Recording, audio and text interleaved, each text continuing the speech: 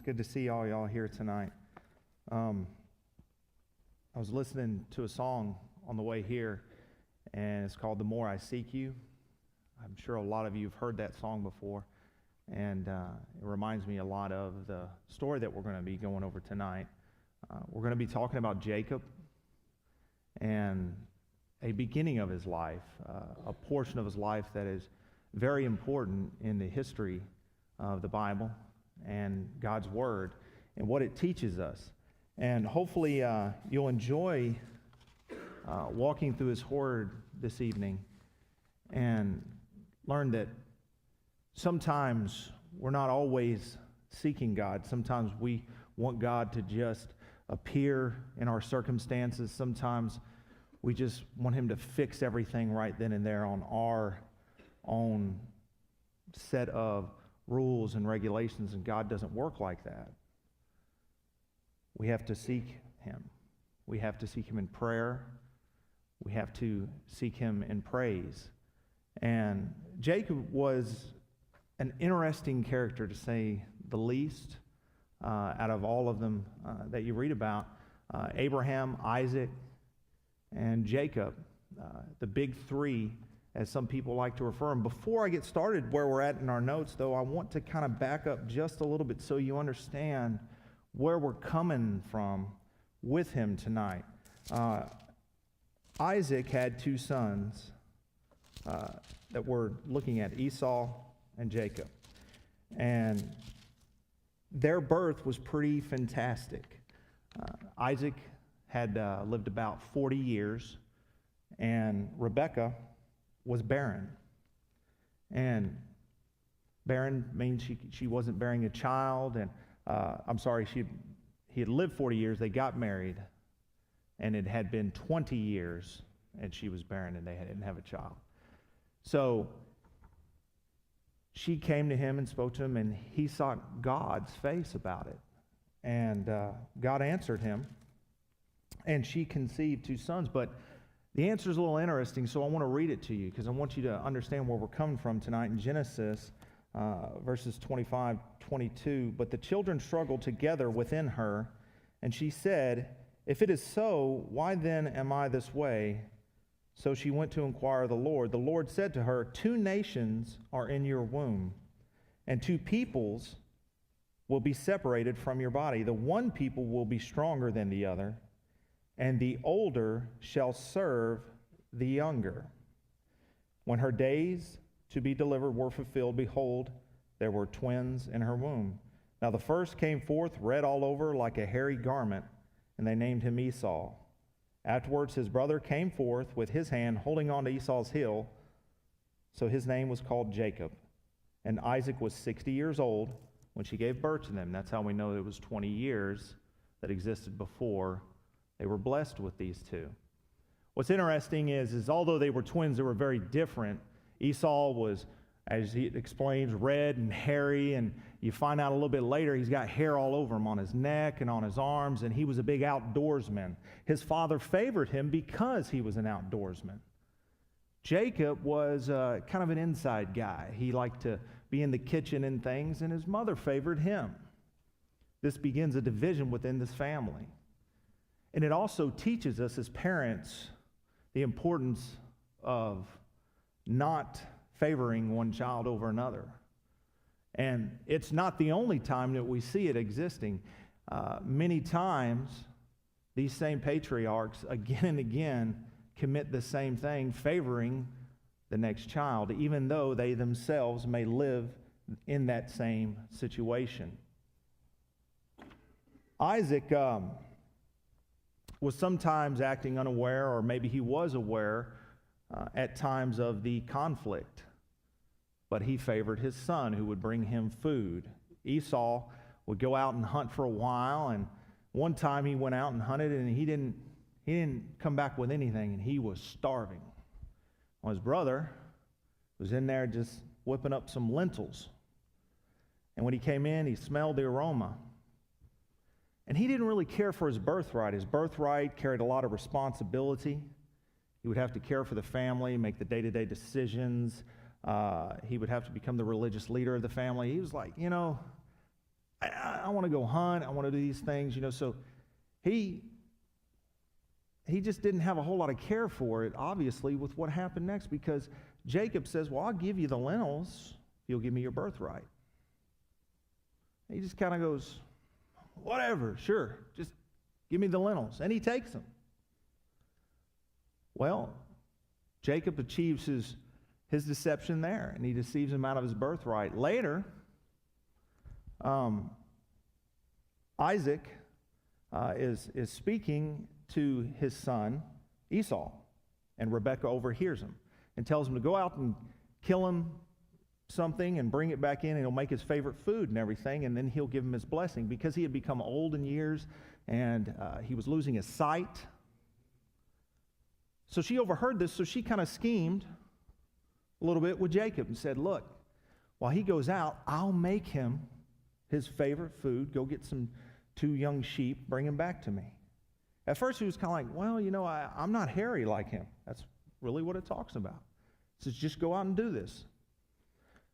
So he comes back, she prepares it, and then he is clothed with the sheepskin. That's what his mother does. Puts the sheepskin on his neck, puts it on his arms, and then he goes before his father. And he deceives his father, telling him, I'm your son, Esau. And this is Jacob, totally deceiving his father, because he wants his blessing now. He stole a birthright, now he wants the blessing. Well, his father's like, you sound like Jacob, but you feel like Esau. Well, his mother was real smart. Rebekah had put him in Esau's clothes. So when he got closer to him and she smelt him, he goes, well, you smell like the outdoors. You have to be my son Esau. So he couldn't tell, even that close to his son.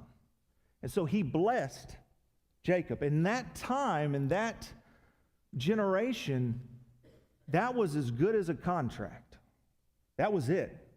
He took the whole blessing and put everything on Jacob. Esau comes back and he walks in and he's got all this ready and he's like, Father, I'm here.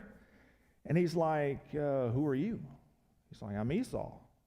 And he's like, I've already ate. I've already given you my blessing. So they figure that one out. Esau gets real mad, so angry that he says, I'm going to kill my brother Jacob. Rebekah overhears this. She goes and tells Jacob, and basically they scheme again. Now, he's already schemed and deceived his father twice when he did this. He deceived him in telling him he was his son Esau, and he deceived him in telling him to try to get his blessing. So now they come back and they're like, okay, we got to figure a way to send you off. Well, Laban lives over in Haran. He's like, well, let's go say you need a wife. Well, he did need a wife. So that's what they did, and Isaac sent him away. So where we're going to pick up is going to be over in Genesis 28. But what you need to understand a little bit about Jacob is a couple things. First, the consequences of his actions, he never saw his mother again after leaving. His brother wanted to kill him. He was deceived by his uncle Laban later. His family became torn by strife. Esau became the founder of an enemy nation. He was exiled from his family for years. And this is kind of the way things went along. But Jacob, he liked to do things a hard way. He liked to kind of do things his way. Even though God spoke to him, he would continue to do so. So we're going to pick up here the story of Jacob, Jacob's dream. Then Jacob departed from Beersheba and went toward Haran. He came to a certain place and spent the night there, because the sun had set, and he took one of the stones of the place and put it under his head and lay down in that place. He had a dream, and behold, a ladder was set on the earth, with its top reaching to heaven. Behold, the angels of God were ascending and descending on it. And behold, the Lord stood above it and said, I am the Lord, the God of your father Abraham, and the God of Isaac. The land on which you lie, I will give it to you, to your descendants. Your descendants will also be like the dust of the earth. and you will spread out to the west, and to the east, and to the north, and to the south. And you and your descendants shall all the families of the earth be blessed. Now see, this is where God, the promise keeper, a deceiver, meets the promise keeper. Jacob left home in a hurry, promising to return in a few days, but he was gone for 20 years. Jacob's journey to Haran would span about over 400 miles. Over 400 miles that journey was going to take him. An interesting point, probably one of the most important points of this whole story, is the ladder referred to here. The ladder or stairway in some translations is commonly referred to as Jacob's ladder. If you'll turn to John 1:51 briefly, what you'll find here is Jesus Christ is God's ladder between heaven and earth. Jesus said, and he said to him, "Truly, truly, I say to you, you will see the heavens open and the angels of God ascending and descending on the Son of Man." This is a reference to Jacob's dream recorded in Genesis. As a unique God-man, Jesus would be the ladder between heaven and earth. Jesus is not saying that this would be a physical experience, that they would see the ladder with their eyes like the Transfiguration, but they would have spiritual insight into Jesus, his true nature, the purpose for coming. This was the first promise of the covenant blessing to Jacob. Jacob's ladder is Jesus Christ, and it's right here in the core of his covenant, his first covenant to him. That's huge in his life, and it's huge for us to point out because the New Testament fulfills it and explains it to us. God is the ultimate keeper of promises. God does not expect us to be perfect to receive his promises. He meets us right where we are because we could never get to where he is. Just like God promised to help Jacob, he promises to help us through his Son, Jesus Christ. Nothing we can do can cause God not to keep his promises. He is the ultimate keeper of promises. 2 Timothy 2:13 tells us, if we are faithless, he remains faithful, for he cannot deny himself. He cannot deny himself. God will always keep his promises to us. When you surrender your life completely, and you'll know it, it says you'll know it, that you are one. You have been possessed by the Holy Spirit, that God is in you. You'll know it. And his promises to you, that faith in Jesus Christ. The latter, you can't get to him through anybody else. And God keeps his promises all through there. And the covenant continues through Jacob, his first promise, to continue what started with Abraham to Isaac, and now to Jacob, the third line in the Abrahamic covenant.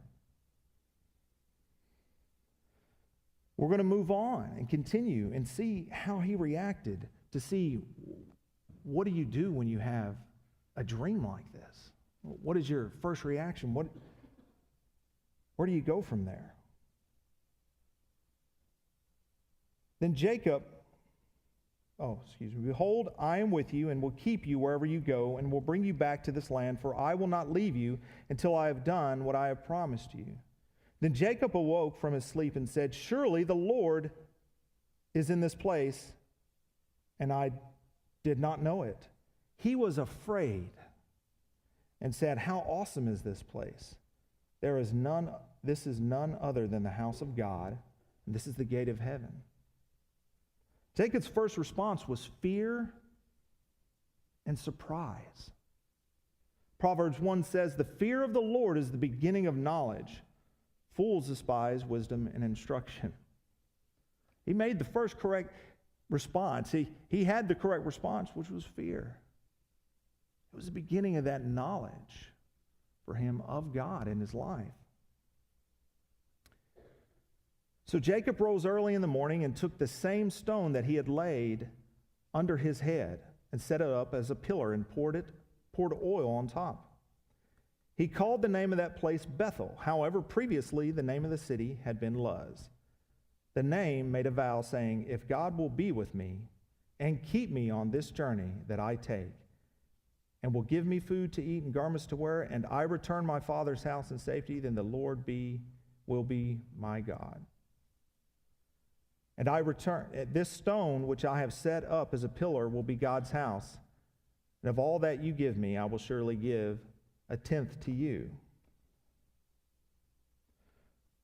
The Lord will be his dwelling place, no matter where he went." That's what he was showing him. Psalms 91 says, "A prayer of Moses, the man of God, Lord, you have been our dwelling place in all generations." The taker promised to become a giver, and that meant a whole new direction in his life. You see, Jacob had finally figured out a huge change for him. That was his relationship with God, a fear of God, something that his father had shown him, but because of their conflict that exists in their family, he didn't see.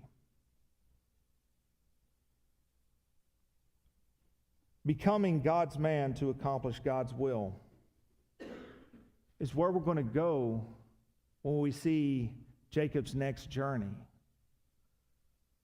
Because Jacob's going to continue to still do things his way, and he continues to do so many times over. That's his big flaw in his character. But eventually, in the fourth stage of his life, he figures out to go to God before making those decisions, and then seeks God. Then Jacob went on his journey and came to the land of the sons of the east. He looked and saw a well in the field, and behold, 3 flocks of sheep were lying there beside it. For from that well they watered the flocks. Now the stone on the mouth of the well was large. When all the flocks were gathered there, they would then roll the stone from the mouth of the well and water the sheep, and put the stone back in its place on the mouth of the well. Jacob said to them, "My brothers, where are you from?" They said, "We're from Haran." He said to them, "Do you know Laban, the son of Nahor?" And they said, "We know him." And he said to them, "It is well with him?" And they said, "It is well. And here's Rachel, his daughter, coming with the sheep." He said, "Behold, it is still high day. It is not time for the livestock to be gathered. Water the sheep and go pasture them." But they said, "We cannot until all the flocks are gathered." And they rolled the stone from the mouth of the well. Then we water the sheep. While he was still speaking with them, Rachel came with her father's sheep, for she was a shepherdess. Now, before we keep going, Jacob's walking up, and he didn't know where Laban lived. And he walks up to this well where these guys are at. And he just kind of asking them cordially, "Hey, you guys know Laban?" Trying to find out what's going on, where he's at, trying to get a general idea. Well, then Rachel, off in the distance, which they point out is walking up. This is the first encounter he has, and obviously there's some attraction at first sight that exists here, because his first reaction is, "Guys, hey, why don't you come back and take care of the sheep later?" So he could have a more intimate conversation with her. They're like, we don't do that till later. Well, what happens next?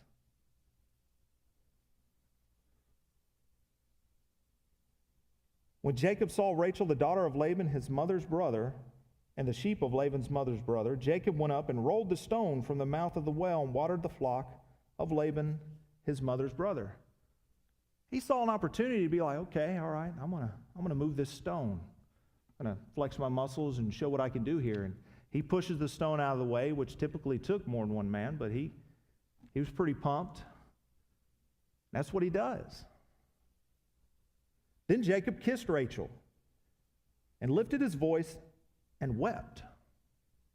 Now, with Jacob, marriage wasn't an option, okay? It was an obligation. The success of the covenant promises God gave Abraham, Genesis 12, 1 through 3, 28, 1 through 4, depended on Jacob's finding a wife, and with her building a family that would eventually become the people of Israel, the nation that would bring the promised Redeemer into the world. There was a lot of probably pent-up stress to find a wife and different things, and here comes this beautiful woman that the best we could describe, and most theologians explain it as this is the biblical interpretation of love at first sight. He sees her and boom, he's in love. Because it does continue to say he loves her. And he loved her from that point, right there. And he was smitten with her from that point. And so after he kissed her, he wept. He probably cried, we guess, because he finally found the woman to fulfill the promise, the woman that would continue the covenant line. See, one of the positive changes that we see in Jacob here, right after his interaction with God in his dream, is Jacob was bold and confident when he confronted the shepherds, moved the stone, and introduced himself to Rachel. He was bold. He was confident. This wasn't the same Jacob that was conniving behind the scenes and things. He was a different man.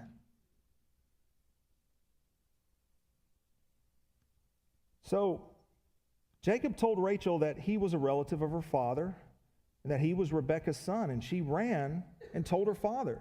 So when Laban heard the news of Jacob, his sister's son, he ran to meet him and embraced him and kissed him and brought him into his house. Then he related to Laban all these things. Laban said to him, "Surely you are my bone and my flesh." And he stayed with him a month. Now, we see Jacob's honesty here in his story to Laban. How much family history is covered in all these things isn't related in the text. But Jacob certainly had to explain why he was there and what plans he had for the future. He had that awkward first encounter with him. See, Laban, his sister was his mother. Okay, Rebekah. Last time he interacted with his family, hey, riches and all these things were going on. So when he saw Jacob and was hearing he was coming, hey, this is awesome. Jacob had nothing. He fled. He had nothing with him. That is why when he built the stones and anointed the stones, that's all he had there at Bethel. And it was good because that is literally all he had. You see, God can reach you anywhere that you are. He can find you no matter where you're at because you can't run from him. When we think that we're escaping our situation and we're alone, as Jacob thought he was,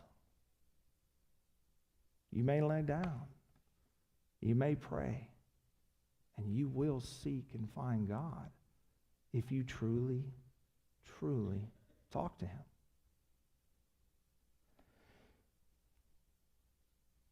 Laban said to Jacob, "Because you are my relative, should you therefore serve me for nothing? Tell me, what shall your wages be?" See, after he'd stayed with a month, it went from, okay, tell me about your family, now what's going on with your fortune? Now Laban had 2 daughters. The name of the older was Leah, and the name of the younger was Rachel. And Leah's eyes were weak, but Rachel was beautiful of form and face.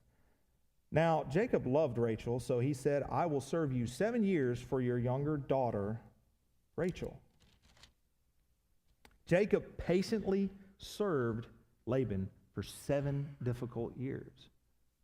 Now, this again is another change in Jacob. He patiently served him. It's been well said that happiness consists of having someone to love, something to do, and something to look forward to, and Jacob had all three, so it was worth waiting for. 7 years, I can do this. Laban said, "It is better that I give her to you than to give her to another man. Stay with me." So Jacob served 7 years for Rachel, and they seemed to him but a few days because of his love for her. So we know he loves her. He loves her enough that he's going to hang out a whole 7 years and pay off this debt because he had nothing. It was his only way. He didn't come with a credit card. He didn't come with, any additional horse or anything. He got out as quickly as possible when his mother sent him. Then Jacob said to Laban, "Give me my wife." This is after 7 years, he told him. "Give me my wife, for my time is completed, that I may go into her." Laban gathered all the men of the place and made a feast. Now in the evening he took his daughter Leah and brought her to him, and Jacob went into her. Now, what you need to understand is back during that time, what they did is they had a lot of veils. They were big on veils. And during a wedding, the bride wore just a veil that when she was standing directly in front of you, you could not see her. I mean, it was just like little eye holes. And they were hard to see into. So it is absolutely possible for Leah to be in this bridal gown instead of Rachel. And their area also, it's very customary to marry off your firstborn. So Laban has a little way that he's being. He's got a plan of his own here. A little bit of deception that he's planning. The man who deceived his father was deceived by his father-in-law. It's kind of a huge irony. Because when he learned it was Leah, not only is this man who deceived his father, Jacob, who's deceived by his father-in-law, he now marries the firstborn, of which he deceived and cheated the firstborn out of his birthright. So it's kind of that age-old adage, what goes around comes around. But I want to point something out here. And this is something that Jacob is known for. He doesn't, at this point in his life, ever seek God's counsel. He didn't, before he rushed into this marriage, didn't go to him in prayer and ask God what to do. He rushed in here. He would patiently wait for 7 years, but then it was, this is what I'm going to do. So you know what happens next? It's crazy. He gets upset. Now in the evening he took his daughter Leah and he brought him to her, and Jacob went to her. So that's pretty much what they're explaining is the marriage there that occurred. Laban also gave his maid Zilpah to his daughter Leah as a maid. So it came about in the morning that, behold, it was Leah. It wasn't until the morning that we're told he figures this out. And he said to Laban, "What is this you have done to me? Was it not for Rachel that I served with you? Why have you deceived me?" You see, Laban only agreed that Jacob could have Rachel as his wife. He never promised to do so at the end of 7 years. A little tricky, ain't he? Really tricky. Galatians 6, 7, 8 says, "Do not be deceived. God is not mocked. For whatever a man sows, this he will also reap. For the one who sows to his own flesh will from the flesh reap corruption. But the one who sows to the Spirit will from the Spirit reap eternal life." Now that is the text. That's not a quote. You will reap what you sow. That is his word. That's what kind of happens here, isn't it? So he gets upset, gets up. But Laban says, "It's not the practice in our place to marry off the younger before the firstborn. Complete the week of this one, and I'll give you the other one also for the service which you shall serve with me for another 7 years." So he goes, "Hey, you have a marriage week. You have one marriage week with her. then you can marry Rachel. Then you got to pay me another 7 years of service. Jacob did so and completed her week and gave him his daughter, Rachel, his wife. Laban also gave his maid Bilhah to his daughter Rachel as her maid. At the end of Leah's marriage week, Jacob married Rachel. So, now Jacob was married to two jealous sisters. Okay? Right at the same time. All right? There's a reason why we don't do this anymore. Okay? There's a reason why God put a stop to this. All right? Trying to earn his favor, they entered into the greatest childbearing contest known in the history of humankind. The next couple verses blow your mind about what goes on in this jealousy. The 12 nations of Israel were conceived in craziness. They were. It was a contest of who could have a son quickest. And I've got this servant. Come meet her. I've got this servant. Come meet her. And that's what happened. You know, men by nature, we like to fix things. When my wife tells me about a problem, she usually wants me to listen. But I don't want to listen. I want to fix it. That's pretty well known that we all kind of are like that. We like to feel that we are capable of fixing any problem happening in our family. However, our biggest problem is that sometimes we cannot see God's plan, and it is impossible to fix what you cannot see. You see, instead of trusting in God, instead of putting his faith in God and seeking God in prayer to see if Leah was supposed to be his wife, he just, where's Rachel? He tried to do things his own way, and it just continued to mess things up. And man, it got messy. Leah conceived, So Jacob went to Rachel also, and indeed he loved Rachel more than Leah, and he served with Laban for another 7 years. So he made it known. It was known that he loved her more. Leah conceived and bore a son named Reuben.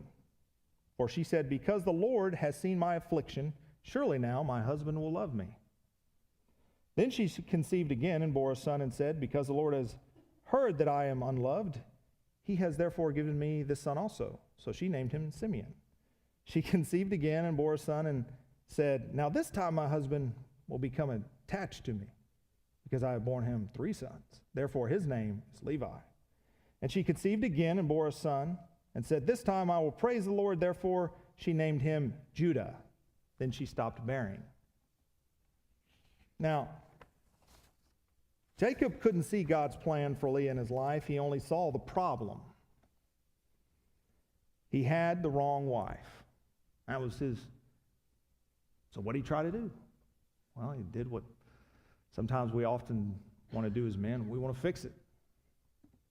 He did not realize that Leah would become the mother of Judah, and from the line of Judah would come David, and from the line of David would come Jesus, the ultimate fulfillment of God's promise. Jesus Christ came from the line of Leah, not from Rachel. Now, the story of Jacob continues. It's a lot of verses to go through. What I wanted you to see here is that Jacob continued to try to do things his own way. And it continued to just cause more and more problems. And then when he tried to marry in his own way, it continued to make more and more problems. Now God did bless Jacob. We can turn to chapter 35, 1 through 8. Because what I want you to take home is God completes his promises, okay? Then God said to Jacob, arise, go to Bethel and live there, and make an altar there to God who appeared to you when you fled from your brother Esau. So Jacob said to his household and all who were with him, put away the foreign gods which are among you, and purify yourselves and change your garments. And let us arise and go up to Bethel, and I will make an altar there to God, who answered me in the day of my distress, and has been with me wherever I have gone. So they gave to Jacob all the foreign gods which they had, and the rings which wore in their ears, and Jacob hid them under the oak which was near Shechem. As they journeyed, there was great terror upon the cities which were around them, and they did not pursue the sons of Jacob. So Jacob came to Luz, that is Bethel, which is the land of Canaan, and he and all the people who were with him. He built an altar there and called the place El Bethel, because their God, he revealed himself to him when he fled from his brother. Now Deborah, Rebekah's nurse, died, and she was buried below Bethel under the oak. It was named Allon Bakuth. God fulfilled his promise. Now, Jacob took a really long way around things. He had the birthright, he had the blessing to be the spiritual leader. But obviously, he detoured for a long time, because it shows us and tells us right here that he had to tell his family to put away the gods and the rings and all these idols and other things. In his life, God blessed him. What came after all the children that were born was Laban continued to deceive him in certain ways, and he eventually fled there instead of confronting Laban. He continued to do things his own way, but eventually God spoke to him and revealed to him his plan. I can relate a lot to Jacob. I can relate a whole lot to Jacob. I did life on my terms for many years before I surrendered in this very building to him to go into the ministry. Did life my way. Didn't get very far in the corporate ladder. Wasn't very happy. Once you finally figure out that it's not just knowing God is there, it's not just praying to God who's there, it's doing his will. It's not enough to know God's will for your life. You got to be willing then to do his will in your life. Jacob shows us that you can take every detour you want. If he tells you to go one direction and you go another, guess what's going to happen? Jonah tried the same thing. Didn't work out for him. He ended up in a fish. You know? There's story after story. But they're not stories. It's his word. It's living, breathing, and it speaks to us. It tells us the journeys of his people, us. When you surrender your life to Christ, we become one. We are the body of Christ. And that church, that altar he built there in Bethel, it's good enough because he's there. Because Jacob's ladder is Christ. And he'll get you there.